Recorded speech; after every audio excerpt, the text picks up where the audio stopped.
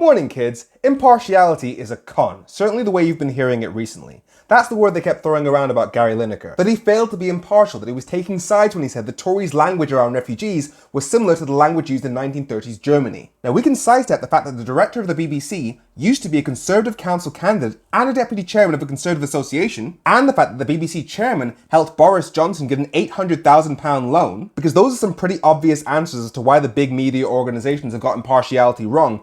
But I want to talk about how they've got it wrong and what the consequences are. Because when they say impartiality, what they really mean is you're not supposed to take sides. So anybody who works at the BBC has to go right down the middle. But that's a con designed to protect those who already have power. Because if you're in power, a media who can't take sides is your best friend. Because the conversation will never change. Doesn't matter how much damage you do, you get to wake up every day like Bill Murray, knowing that the media of your country will always take a 50-50 approach as to whether or not you're doing a good job. The reality is irrelevant. And this happens across the board, not just in media. For example, the best strategy to protect the patriarchy and white supremacy is to deny that they exist and attack anybody who calls them out. Basically, taking the neutral position prevents anybody from actually addressing the problem. For example, according to the government's own data, black people are stopped and searched by police 7 times more than white people. And according to the government's race report, black people, even with identical CVs, have to send 80% more job applications to get a call back to interview than white people. So white privilege is a matter of governmental fact. And yet the same government that produced that data, in the name of not allowing our kids to be indoctrinated by left-wing propaganda, says that any teacher that teaches white privilege as a fact will be breaking the law. And the ONS stats that are literally available on the Parliament website says that women earn 8.3% less than men for the same hours of work. But if a news presenter ever dared to say that based on the above facts, the UK must be systemically racist and sexist,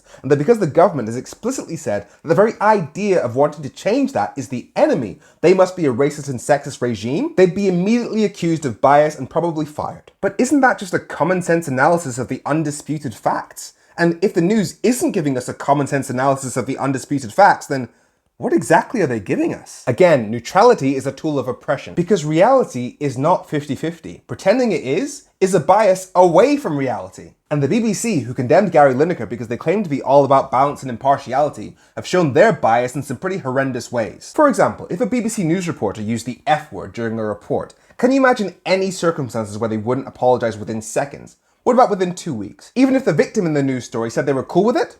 No. But they did that with the N-word. So what's the difference between the F-word and the N-word? They're both swear words, but while the F-word causes equal offence to everybody, the N-word was specifically designed to cause offence to black people. And apparently that's what made it okay. That's the line that they drew, and they're really going to preach to Gary Lineker about what's too sensitive to say? Or there's the time that I got in trouble for questioning the BBC's ban on virtue signalling, when presenters weren't allowed to wear pride flags, but were allowed to wear poppies. Why? Because poppies and respect for veterans is treated as something that can't be questioned.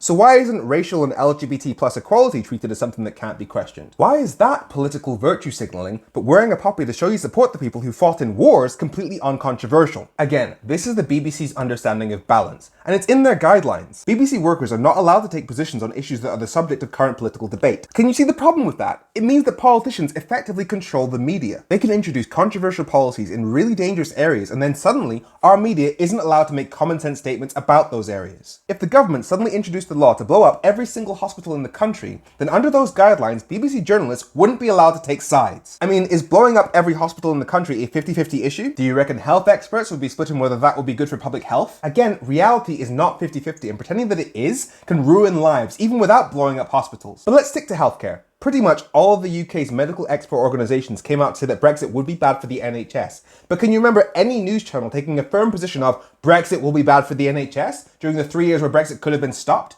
No. And believe me, I tried. The Royal College of Nurses, the Royal College of GPs, the Royal College of Radiologists, the Royal College of Midwives, and the British Medical Association, which represents over 140,000 doctors across the UK, say that Brexit will be bad for the NHS. So excuse me if I buy your idea that it's 50-50. Brexit is objectively a bad thing for our National Health Service. What do you say to them? No, that's an opinion.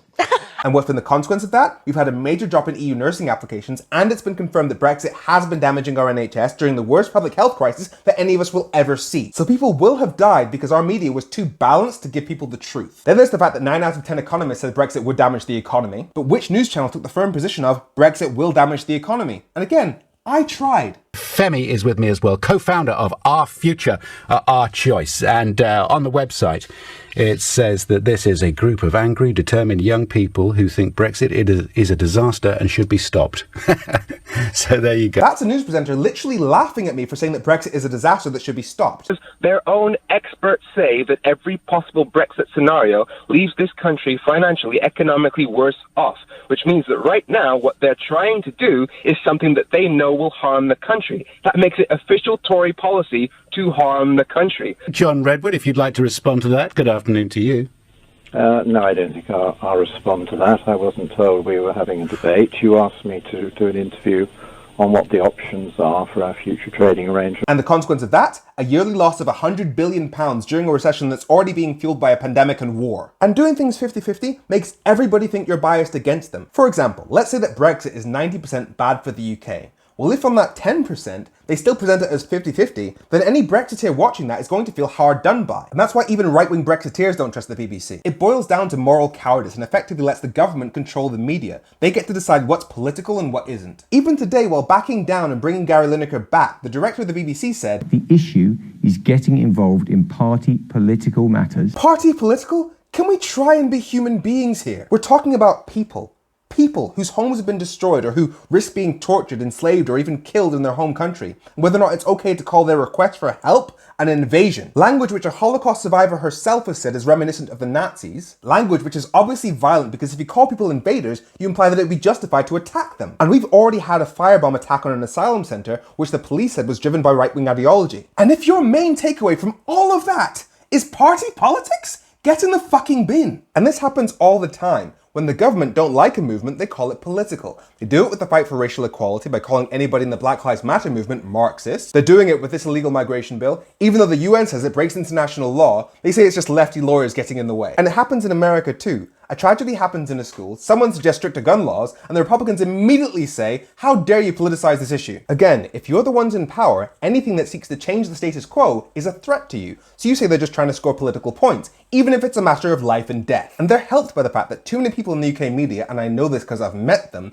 see politics as just a point scoring game. So they think it's their job to just keep things 50-50. You see, the Gary Lineker thing wasn't really about free speech. Even if he hadn't got his job back, it would be ridiculous to say that a man with 9 million followers has been silenced. It was about our political freedom and our freedom of thought. What views are we allowed to hear from the people with the biggest platforms in the country? I mean, here's Tory MP Bill Cash literally saying that we shouldn't be allowed to hear criticisms of his government from people with those platforms. And people such as him should not be put in a position where they can use their influence and their arguments, which in this case are completely outrageous, to make remarks against government ministers. Again, if we're not allowed to hear logical analysis of the facts from our media because it might make the ruling party and their policies look bad, what exactly is our media there for? Have a great week.